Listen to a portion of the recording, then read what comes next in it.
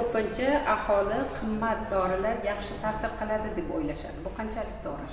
Bu har doim ham to'g'ri bo'lib chiqmaydi, chunki dorilarni qimmat arzonligi emas, ularni ta'sir qiluvchi faol moddasiga bog'liq bo'ladi.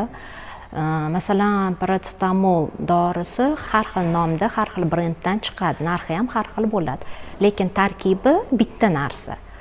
O'shanga faol moddasi o'sha paracetamol bo'ladi.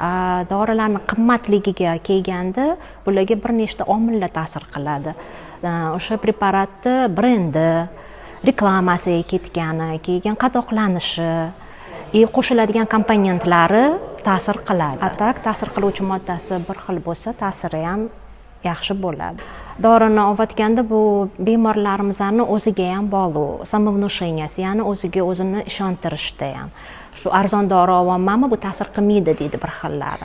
Qimmatini olsa, qimmati juda yaxshiroq ekanda, ta'sir qilishi ham yaxshi bo'ladi degan o'ziga samovnusheniyani qilishadi.